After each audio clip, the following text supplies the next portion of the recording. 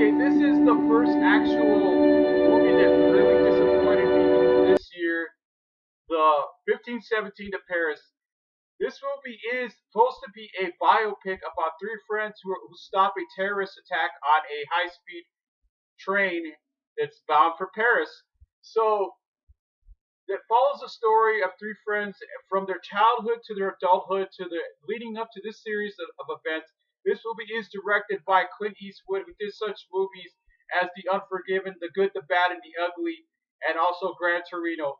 Okay, this is Clint Eastwood directs this movie, so this movie is supposed to have that kind of uh, Hollywood experience and just savvy of a veteran and iconic actor like Clint Eastwood. So you're on paper, it sounds really good, right? Doesn't it? Okay, I just want to keep in mind. I want you guys to know if you don't know already, you haven't seen this movie. The actors on this movie are not actors at all. Actually, they're the first people I've ever seen on a movie that play themselves from a movie. You've seen that in other movies. They kind of show them in the background like an extra, but this is the first actual movie where you see the actors that are not actors or the people that actually live this series of events. So this movie takes place. It shows them when they're children, they're growing up as child in their childhood. It also shows them when they're adults, when they go. Two of the people are actually in the military, and one of them, of course, is just a regular law-abiding citizen. And it kind of goes. There's three different flashbacks going on in here. You're not actually sure what's going on, how exactly, because it's very convoluted. It's just a mixed bag of nuts because you don't know what exactly what's going on in between this because are they if they're not showing them as children, they're showing them as adults, or they're on this trip to Paris. It's kind of like one of those college videos where you see people videotaping each other on a college trip, a wild and crazy college trip. So on paper, that sounds good when you get real actors. I mean, real people that live these events because they're gonna convey the kind of emotion that only they know because they actually outlived this event. But these people are not professionally trained actors, so a lot of times the scenes seem a lot like a rehearsal going on instead of a. I mean, you think you're gonna get the kind of emotion out of it because they were actually there. So this event took place in August 21st, 2015, as the world watched in stunned silence when a terrorist attacked this train, and three people all of a sudden are able to stop him.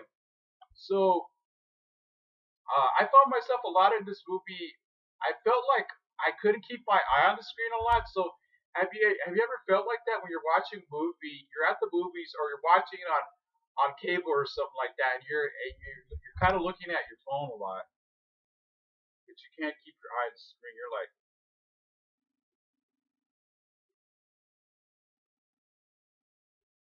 or you're doing this.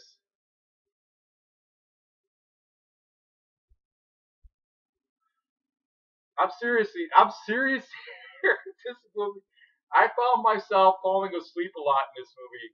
You know that sensation when you're like this.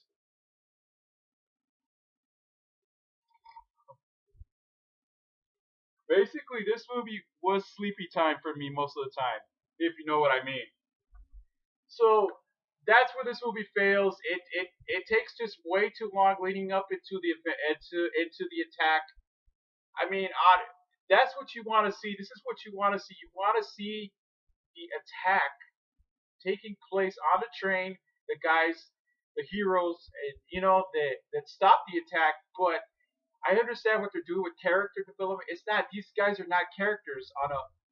This is not an actual movie. This is more. This is more of a real life um, event. But I don't know what happened. Why it just seems very like they Clint Eastwood sandwiched everything, and you're not exactly sure where the timeline takes place, where it's at, because they meet some random girl on this boat, and they decide they're hanging out where they stop talking to her, and all of a sudden they go to some other place, they go dancing. So the 1517 to Paris I'm gonna give this movie, sorry, but a big no. Your movie, it's not happening rating. It's not happening. I'm gonna give it that rating because it's just not happening. This movie just not happened for me, and I'm very disappointed in it because I was, like I said, on paper that looks really awesome. You get the people who actually live these events and help them reenact what took place at that moment in their life, but they're not. These guys are not actors. And director Clint Eastwood, I don't know what happened. I understand he's trying to show their different trials or events leading up to this, but by the time you actually see the terrorist attack take place, it's so unremarkable. The only thing that I thought was really good is when you see Spencer take gets almost stabbed to death, and the guy's still alive, and it kind of reminds me a little bit of like, I'm a cybernetic organism, give me tissue of metal and the skeleton. Roll with me if you want to live. It kind of reminds me of Terminator because I want you guys to keep this in mind that he was actually attacked again after this, and he was stabbed, and the guy is still alive. I mean, like I said, they are honored at the end of this movie, and it sounds awesome, and to see terrorist attacks stopped. And I mean, this is what in a post 9/11 world, this is the kind of stuff that takes place a lot in this day and age. So that sounds really good. And okay, like I said, I'm gonna give this movie, sorry, a big no, but it's not happening rating.